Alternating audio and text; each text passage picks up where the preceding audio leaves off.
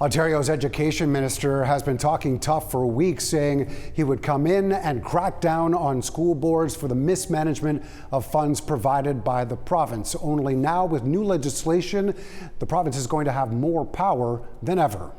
Parents want to see results in the classroom, and I will ensure that every dollar is directed toward delivering high-quality education and helping students succeed. Ontario school trustees may very well be sent to the principal's office at Queen's Park if they can't handle the books and spend provincial funding wisely. Sweeping new powers for the Ford government, allowing it to investigate or put a board under supervision. We're going to restore confidence with teachers and students and parents to make sure there's accountability now on where they're allocating the funds. So we're going to make sure they're held accountable. The recent example of trustees in Brantford taking a trip to Italy to buy art raised red flags.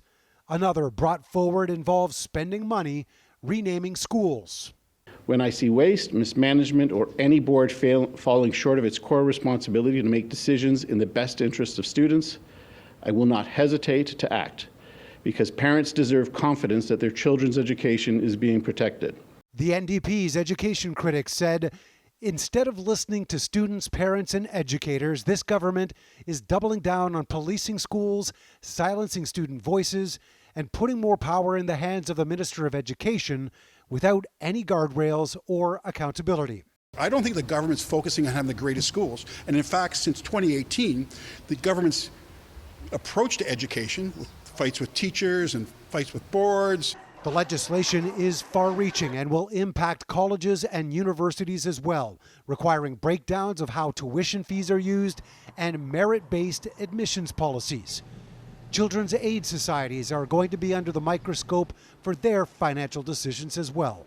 Everything is on the table with one very, very clear focus, ensuring that the money, over $30 billion budget, should be giving us the best students that we possibly can have.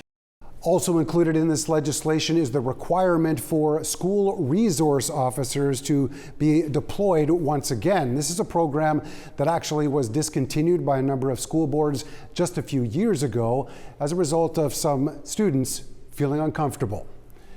Mark McAllister, City News.